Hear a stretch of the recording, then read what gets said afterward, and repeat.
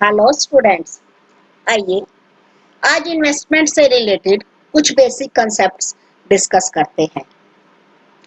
I am doctor Sunita Arora, associate professor, department of commerce, government college for girls, sector 14, Gurugram.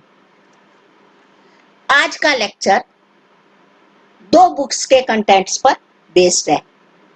First one is Security Analysis and Portfolio Management by Punitavati Pandyan, and second one is Security Analysis and Portfolio Management by Dr. Vanita Tripathi. आज के lecture में जो topics cover किए जाएंगे वो है investment का meaning, objectives, nature and process. सबसे पहले बात करते हैं इन्वेस्टमेंट है क्या। मान लीजिए आपके पास 50,000 रुपए हैं। आप इस 50,000 रुपए को घर के लॉकर में भी रख सकते हैं, बैंक में जमा करवा सकते हैं, किसी कंपनी के शेयर्स परचेज कर सकते हैं, या गोल्ड खरीद सकते हैं, या कोई और एसेट खरीद सकते हैं। अब अगर आपने वो पैसा घर में जमा करवा दिया, घर में ही रख दिया, लॉकर में रख दिया, बंद कर दिया, it will be called saving. ये इन्वेस्टमेंट नहीं है। लेकिन अगर आपने वो पैसा बैंक में जमा करवाया, उसका गोल्ड परचेज कर लिया, किसी कंपनी के शेयर्स परचेज कर लिए, या कोई और एसेट परचेज कर ली, तो इसे कहा जाएगा इन्वेस्टमेंट। इन्वेस्टमेंट का पर्पस क्या है? आप क्यों ऐसा कर रहे हैं? क्यों अपने पास पैसा नहीं रख रहे घर पर? क्यों बैंक में जमा करवा रहे हैं या कोई एसेट परचेज कर रहे हैं? Because you are expecting future income from it. आप ये एक्सपेक्ट कर रहे हैं कि ये जो पैसा मैंने जमा करवाया है बैंक में, या किसी कंपनी के शेयर्स परचेज किए हैं, या गोल्ड परचेज किया है, या कोई एसेट परचेज की है, ये मुझे फ्यूचर में इनकम देगा, या इन एसेट्स की वैल्यू इंक्रीज हो जाएगी। मींस आपका पर्पस जो है फ्यूचर इनकम या कैपिटल एप्रिसिएशन एक्सपेक्ट करना है। मींस आप आज अपनी कंजम्पशन को छोड़कर किसी एसेट में इन्वेस्ट कर रहे हैं, अपने फंड्स को एम्प्लॉय कर रहे हैं, किस पर्पस से? फ्यूचर में इनकम अर्न करने के लिए या कैपिटल एप्रिसिएशन के लिए। तो इसे कहा जाएगा इन्वेस्टमेंट। अब आपने जो इन्वेस्टमेंट की वो गारंटी नहीं है कि आपको इनकम भी देगा, लॉस भी हो सकता है। लेकिन एटलीस्ट जो पर्पस है, जब हमने इन्वेस्ट किया तब हमारा पर्पस जो है वो इनकम अर्न करना है। ये एसेट जो हमने परचेज की है ये फाइनेंशियल भी हो सकती है और रियल भी हो सकती है। जैसे हमने किसी कंपनी के शेयर्स परचेज किए या डिबेंचर्स परचेज किए, दैट मीन्स हमने कैसी एसेट परचेज की? फाइनेंशियल एसेट परचेज की। लेकिन अगर हमने गोल्ड परचेज किया, या मकान खरीद लिया, या फ्लैट खरीद लिया, तो इसे कहा जाएगा रियल इन्वेस्टमेंट। वो पर्सन जिसके पास फंड्स हैं और जो फंड्स इन्वेस्ट करने को तैयार है, उस पर्सन को कहा जाएगा पोटेंशियल इन्वेस्टर। इन्वेस्टमेंट के ऑब्जेक्टिव्स क्या होते हैं? किस लिए इन्वेस्टमेंट की जाती है? इन्वेस्टमेंट के डिफरेंट पर्संस के लिए डिफरेंट ऑब्जेक्टिव्स हो सकते हैं। जैसे किसी पर्सन का ऑब्जेक्टिव हो सकता है रिटर्न को मैक्सिमाइज करना। रिटर्न की कैलकुलेशन हम नेक्स्ट लेक्चर में पढ़ेंगे।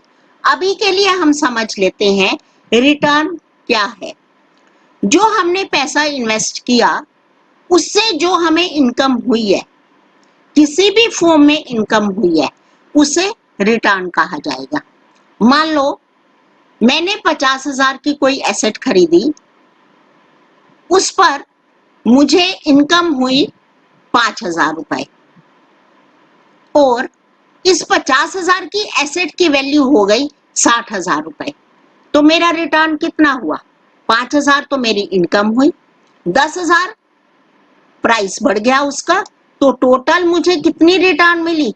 15,000 रुपए रिटर्न मिली।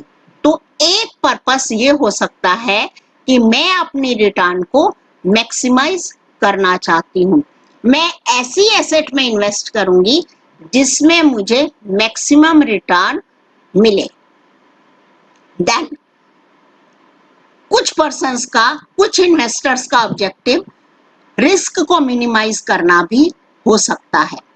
जनरली लोग चाहते हैं कि मैं ऐसी एसेट में इन्वेस्ट करूं, ऐसी जगह इन्वेस्ट करूं जहां रिस्क मिनिमम हो।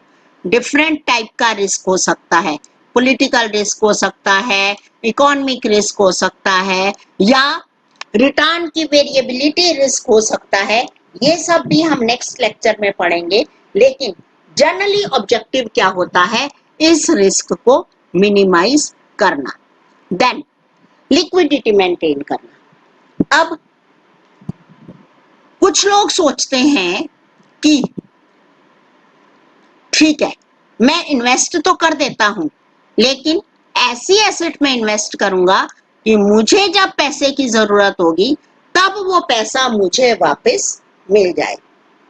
मीन्स अगर वो इस पैसे को इसलिए इन्वेस्ट कर रहा है कि उसे 1 साल के बाद अपना लैपटॉप परचेज करना है, तो वो ये एक्सपेक्ट करेगा कि ये पैसा मुझे 1 साल में वापस मिल जाना चाहिए।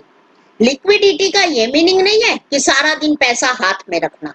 लिक्विडिटी का मीनिंग है कि जब मुझे पैसे की जरूरत है तब मेरा पैसा मुझे वापस मिल जाए, मैं इस एसेट को कैश में कन्वर्ट कर सकूं। It is called liquidity. तो ऑब्जेक्टिव ये भी हो सकता है कि मेरी लिक्विडिटी मेंटेन रहे। Then hedge against inflation. Generally महंगाई बढ़ती रहती है और हम ये एक्सपेक्ट करते हैं कि हम ऐसी एसेट में इन्वेस्ट करेंगे जो हमें मिनिमम उतना रिटर्न तो दे जितनी इन्फ्लेशन बढ़ रही है। अगर इन्फ्लेशन की रेट 5% है तो हम क्या एक्सपेक्ट करेंगे कि हम ऐसी एसेट में इन्वेस्ट करेंगे जो कम से कम 5% दे, इससे ज्यादा दे दे लेकिन इससे कम हमें रिटर्न नहीं दे। तो हेज अगेंस्ट इन्फ्लेशन ये भी हमारी इन्वेस्टमेंट का ऑब्जेक्टिव हो सकता है। रेगुलर इनकम, दिस में also be the objective of investment. Old age persons होते हैं या जो रिटायर्ड पर्सन्स होते हैं, वो ये एक्सपेक्ट करते हैं कि पर मंथ या पर क्वार्टर या हाफ ईयरली या एनुअल हमें इतना पैसा आना ही चाहिए। हमें तो ऐसी एसेट में इन्वेस्ट करना है जहां से हमें रेगुलर इनकम मिलती रहे। Then capital appreciation. कुछ लोग जो यंग पीपल होते हैं वो क्या सोचते हैं कि अभी तो हम कमा रहे हैं, रेगुलर इनकम तो हमारी है, लेकिन हम ऐसी एसेट में इन्वेस्ट करेंगे जिसकी वैल्यू बढ़ती रहे। वो पर मंथ या पर एनम चाहे हमें कुछ नहीं दे, लेकिन इसकी वैल्यू इंक्रीज होती रहे। तो कुछ इन्वेस्टर्स का ऑब्जेक्टिव कैपिटल एप्रिसिएशन भी हो सकता है। Then tax benefits. Generally government क्या कहती है कि आपको टैक्स पे करना है। आप इनकम अर्न कर रहे हैं तो आपको टैक्स भी पे करना पड़ेगा। बट जो पर्सन्स हैं वो ये चाहते हैं टैक्स मिनिमम पे करना पड़े। तो गवर्नमेंट कहती है ठीक है, लीगली आपके पास एक चॉइस है, आप इन एसेट्स में इन्वेस्ट कर दीजिए तो आपका टैक्स कम हो जाएगा। तो अगर वो पर्सन्स टैक्स बचाने के पर्पस से एसेट में इन्वेस्ट कर रहे हैं, मींस उनका इन्वेस्टमेंट का ऑब्जेक्टिव क्या हुआ? टैक्स बेनिफिट उनके इन्वेस्टमेंट का ऑब्जेक्टिव हो गया। Then safety of capital. कुछ लोग जो रिस्क अवर्सर होते हैं। रिस्क अवर्सर कौन होते हैं? जो रिस्क को पसंद नहीं करते। वो लोग क्या कहते हैं? ठीक है, हमें तो ऐसी एसेट में इन्वेस्ट करना है कि हमने जो पैसा लगाया है, जितने पैसे हम इन्वेस्ट कर रहे हैं, वो हमारे सेफ रहने चाहिए।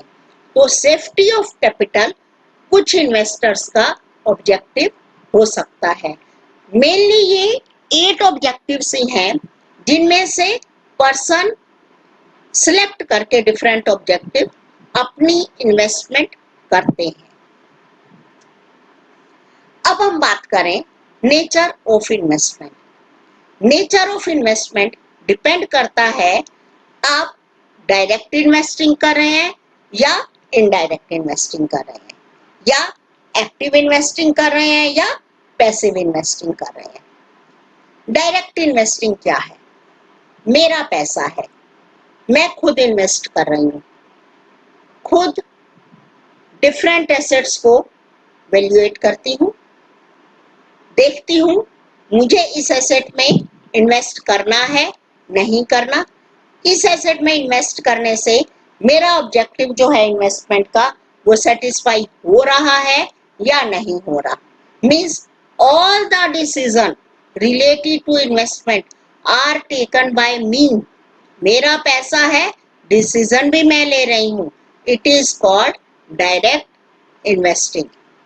इनडायरेक्ट इन्वेस्टिंग, कुछ लोग जो मार्केट में इन्वेस्ट करना चाहते हैं या किसी और एसेट में इन्वेस्ट करना चाहते हैं, बट उनके पास या तो टाइम नहीं है या नॉलेज नहीं है, वो क्या करते हैं? म्यूचुअल फंड की यूनिट्स परचेज कर लेते हैं। मीन्स उन्होंने म्यूचुअल फंड को अपना पैसा दे दिया या इन्वेस्टमेंट कंपनी को अपना पैसा दे दिया। अब म्यूचुअल फंड या इन्वेस्टमेंट कंपनी डिसाइड कर रही है कि इनके पैसे को हमने कहाँ इन्वेस्ट करना है। वो पर्सन नहीं डिसाइड करा, वो पर्सन तो म्यूचुअल फंड की स्कीम में पैसा लगा रहा है। म्यूचुअल फंड के पास जो सारा पैसा इकट्ठा हो गया, म्यूचुअल फंड या इन्वेस्टमेंट कंपनी डिसाइड कर रही है कि जो पैसा मेरे पास आया है लोगों का, इस पैसे को मैंने कहाँ इन्वेस्ट करना है। It is called indirect investing. तो डायरेक्ट इन्वेस्टिंग भी हो सकती है और इनडायरेक्ट इन्वेस्टिंग भी हो सकती है, या फिर एक्टिव इन्वेस्टिंग भी हो सकती है। एक्टिव इन्वेस्टिंग मीन्स मैंने डिफरेंट, डायरेक्ट तो मैंने किया ही, साथ ही साथ एक्टिव भी किया। डायरेक्ट को मैं एक्टिव भी कर सकती हूँ, पैसिव भी। सेम वैसे इनडायरेक्ट भी एक्टिव भी हो सकता है और पैसिव भी। कैसे? मैं इन्वेस्ट कर रही हूँ, मैंने खुद डिसाइड किया इस कंपनी में मुझे परचेज करने हैं इतने शेयर्स, इस कंपनी के परचेज करने हैं इतने शेयर्स, इतना मुझे गोल्ड परचेज करना है, इतना मुझे बैंक में एफडी करवानी है। It is called active investing. मैंने अपने ऑब्जेक्टिव्स के हिसाब से अपनी डिफरेंट एसेट्स डिसाइड की जिसमें मुझे पैसा इन्वेस्ट करना है। It is called active investing. Then passive investing, मैं ये सोच रही हूँ कि मुझे सारा पैसा डिफरेंट कंपनी के शेयर्स में लगाना है, लेकिन मैं ये डिसाइड नहीं कर पा रही हूँ कि किस कंपनी के शेयर में कितना पैसा लगाऊं। मैं सोचती हूँ कि ये जो इंडिसेस बनाए हुए हैं, जैसे सेंसेक्स है, निफ्टी है, ये तो बहुत रिसर्च के बाद बनाए गए हैं। इनमें जिन कंपनीज को इंक्लूड किया गया है, अच्छी कंपनीज को इंक्लूड किया गया है, उनको जो प्रोपोर्शन दिया गया है सोच समझकर, आफ्टर रिसर्च प्रोपोर्शन दिया गया है, तो क्यों ना मैं इन कंपनीज में पैसा इन्वेस्ट करूं और उसी रेशो में पैसा इन्वेस्ट कर देती हूं जिस रेशो में वो उस इंडेक्स में इंक्लूडेड है। सेंसेक्स में जैसे 30 कंपनीज इंक्लूडेड है, तो मैं उन 30 कंपनीज के शेयर्स परचेज कर लेती हूँ और अपनी टोटल इन्वेस्टमेंट को उसी रेशो में डिवाइड कर लेती हूँ जिस रेशो में वो 30 कंपनीज सेंसेक्स में इंक्लूड की गई है, या जैसे निफ्टी में 60 कंपनीज है, 50 कंपनीज है सॉरी, मैं अपना पैसा 50 कंपनीज के शेयर्स में इन्वेस्ट कर देती हूँ और वो 50 कंपनीज के शेयर्स मैं किस रेशो में परचेज करती हूँ, जिस रेशो में उन कंपनीज के शेयर्स निफ्टी में ऐड किए गए हैं।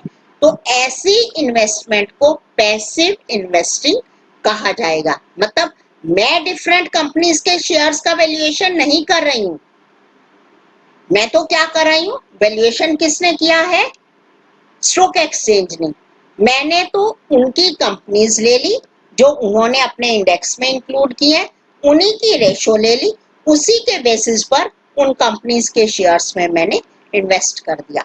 It is called passive investing. इसके अलावा बाय एंड होल्ड, मतलब परचेज करो और एसेट को लॉन्ग टर्म के लिए रख दो, इसे भी पैसिव इन्वेस्टिंग कहा जाता है। आज का लास्ट टॉपिक है प्रोसेस ऑफ इन्वेस्टमेंट।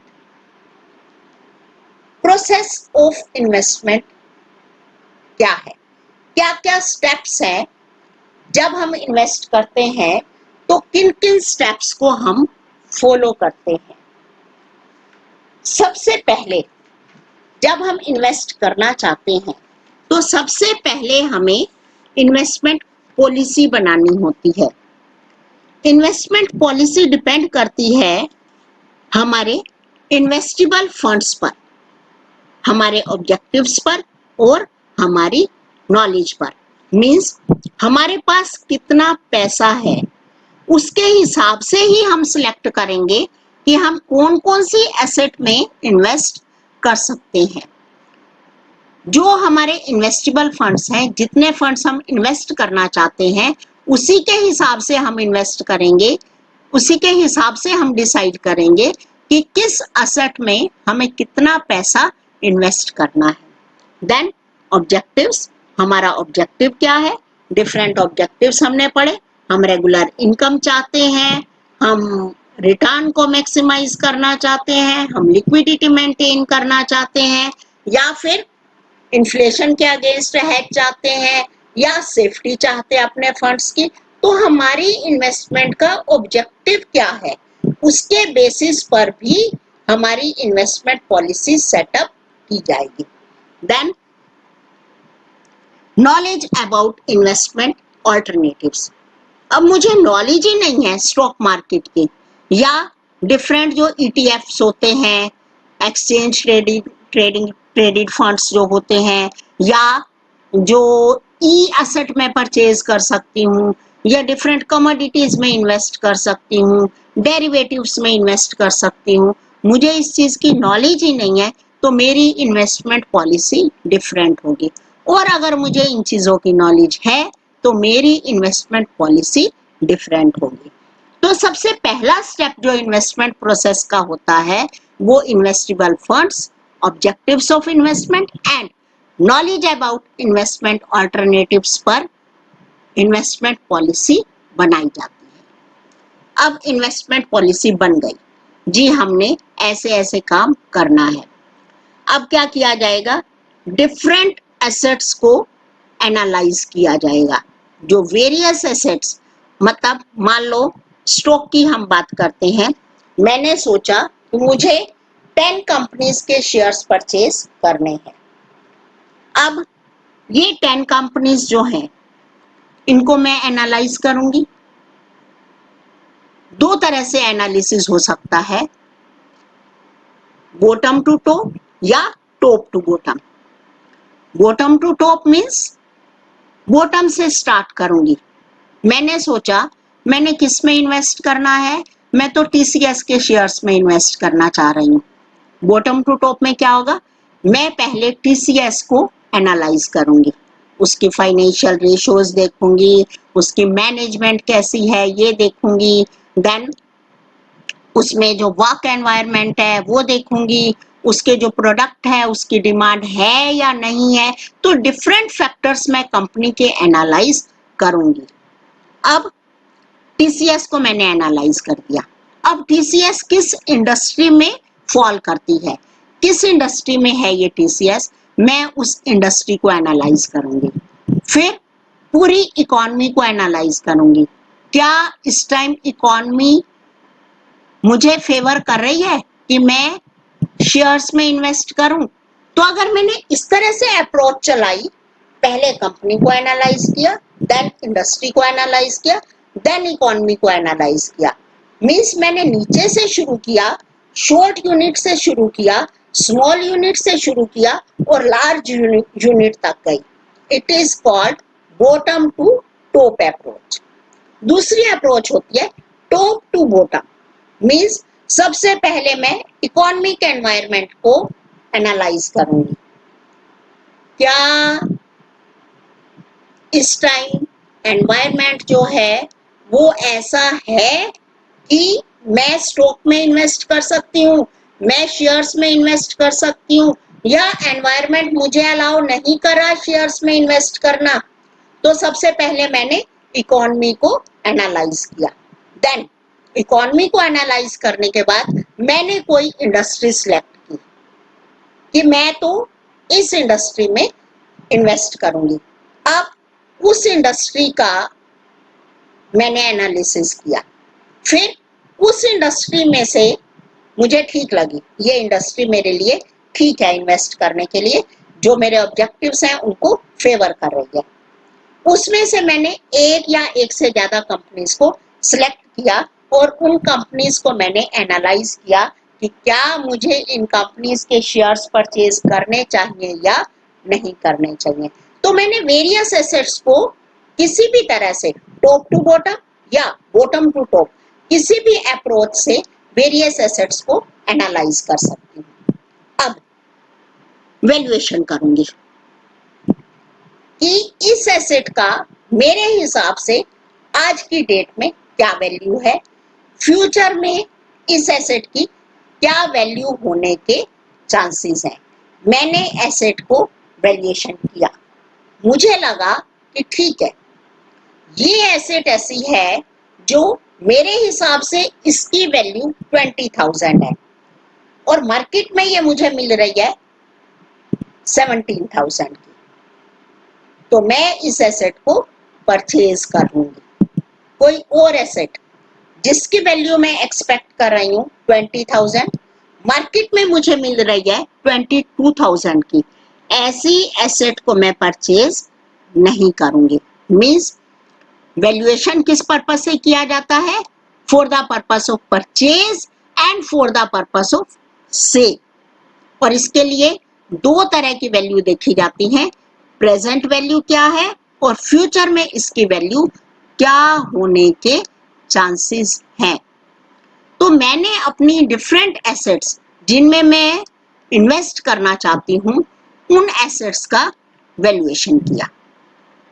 अब हम बात करें इनका वैल्यूएशन करने के बाद क्या सारा पैसा एक ही एसेट में मैं लगा दूंगी, नहीं, सारा पैसा एक ही एसेट में लगा दूंगी तो क्या रिस्क है, अगर उस एसेट की वैल्यू इंक्रीज हो गई तो ठीक है, लेकिन अगर डिक्रीज हो गई मेरा तो सारा पैसा डूब जाएगा। इसलिए सारा पैसा, सारे अपने फंड्स एक ही एसेट में इन्वेस्ट करने की बजाय मैं डिफरेंट एसेट्स में इन्वेस्ट करना पसंद करूंगी। और अगर मैं ऐसा करती हूँ तो मैं क्या कर रही हूँ, पोर्टफोलियो कंस्ट्रक्ट कर रही हूँ। पोर्टफोलियो कंस्ट्रक्ट करने का क्या मीनिंग है, मींस मैंने अपना एक पोर्टफोलियो बना लिया। पोर्टफोलियो क्या है, वो जो डिफरेंट एसेट्स मैंने खरीदी हैं उसकी बास्केट को, उसके कॉम्बिनेशन को क्या कहा जाता है, पोर्टफोलियो कहा जाता है।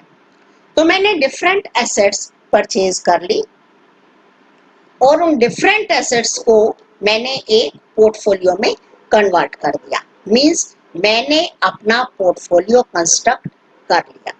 अब ये तो है नहीं, अगर मैं एक्टिवली इन्वेस्ट कर रही हूँ तो ये तो है नहीं कि मैंने एक बार एसेट परचेज कर ली और इसे मैं भूल जाऊंगी, नहीं, नॉट अ गुड डिसीजन। अगर मैं एक्टिवली इन्वेस्ट कर रही हूँ तो मुझे डिफरेंट एसेट्स का टाइम टू टाइम वैल्यूएशन करना पड़ेगा। अपना जो पूरा पोर्टफोलियो है इसका वैल्यूएशन करना पड़ेगा। वैल्यूएशन में मैं देखूंगी कौन सी एसेट ऐसी हैं जो जिनके फ्यूचर में प्राइस कम होने के चांसेस हैं, कौन सी एसेट ऐसी हैं जिनके फ्यूचर में प्राइस इंक्रीज होने के चांसेस हैं। तो अगर मुझे लगता है कि ठीक है, जो सिक्योरिटीज या जो एसेट मैंने परचेज की हुई हैं ठीक है, तो मैं क्या करूंगी, उन एसेट को एज इट इज रख लूंगी। वैल्यूएशन तो किया मैंने, लेकिन उसको मैंने रिवाइज नहीं किया। लेकिन अगर मुझे लगता है कि इसमें कुछ एसेट्स ऐसी हैं जिनको मुझे सेल कर देना चाहिए, क्योंकि इन एसेट्स का फ्यूचर में प्राइस कम होने के चांसेस हैं। आज तो ये ठीक रिटर्न दे रही हैं, लेकिन फ्यूचर में इनके रिटर्न ठीक होने के चांसेस नहीं है। इसका प्राइस डाउन हो सकता है। ये कंपनी ऐसा शो कर रही है कि ये फ्यूचर में डूब सकती है। तो मैं क्या करूंगी, उन एसेट को जिनका फ्यूचर में प्राइस कम होने के चांसेस हैं, उन एसेट को सेल कर दूंगी और उन एसेट को परचेज कर लूंगी जो आज मुझे सस्ते रेट पर मिल रही है, लेकिन फ्यूचर में जिनका प्राइस इंक्रीज होने के चांसेस हैं। तो मैंने क्या किया, अपने पोर्टफोलियो का वैल्यूएशन किया, उसका अप्रेजल किया और अगर जरूरत मुझे दिखती है तो उसका मैं रिवीजन भी करूंगी। तो इसे कहा जाता है प्रोसेस ऑफ इन्वेस्टमेंट। चलिए स्पीड से रिवाइज कर लें, आज हमने क्या क्या टॉपिक्स कवर किए। सबसे पहले हमने पढ़ा मीनिंग ऑफ इन्वेस्टमेंट, जिसमें हमने पढ़ा कि इन्वेस्टमेंट क्या है, अपने फंड्स को आज इन्वेस्ट करना, किस पर्पस से, फ्यूचर में इनकम अर्न करने के पर्पस से या कैपिटल एप्रिसिएशन के पर्पस से फंड्स को इन्वेस्ट करना क्या होता है, इन्वेस्टमेंट होता है। फिर हमने डिफरेंट ऑब्जेक्टिव्स पढ़े, जैसे maximising the return, minimising the risk, then maintaining liquidity, hedge against inflation, regular income, capital appreciation, tax benefits, safety of capital. Then हमने नेचर ऑफ इन्वेस्टमेंट पढ़ा, direct investing, indirect investing, active investing and passive investing. फिर हमने पढ़ा अपने investment की process कि हम जब इन्वेस्टमेंट करते हैं तो क्या क्या स्टेप्स हम लेते हैं। सबसे पहले हम एक पॉलिसी तैयार करते हैं, देन डिफरेंट एसेट्स को हम एनालाइज करते हैं, डिफरेंट एसेट्स का वैल्यूएशन करते हैं, देन अपने ऑब्जेक्टिव्स को ध्यान में रखते हुए एक पोर्टफोलियो कंस्ट्रक्ट करते हैं। फिर टाइम टू टाइम उस पोर्टफोलियो का हम वैल्यूएशन करते रहते हैं और अगर हमें लगता है कि पोर्टफोलियो को रिवाइज करना चाहिए तो हम टाइम टू टाइम अपने पोर्टफोलियो को रिवाइज करते रहते हैं। आगे के लेक्चर्स में हम डिफरेंट टाइप की एसेट्स पढ़ेंगे, जहां जहां हम इन्वेस्ट कर सकते हैं, रिटर्न किस तरह से हम कैलकुलेट करेंगे, रिस्क किस तरह से हम कैलकुलेट करेंगे। ये डिफरेंट टॉपिक्स हैं जो हम आगे के लेक्चर्स में कवर करेंगे। Thank you and happy learning.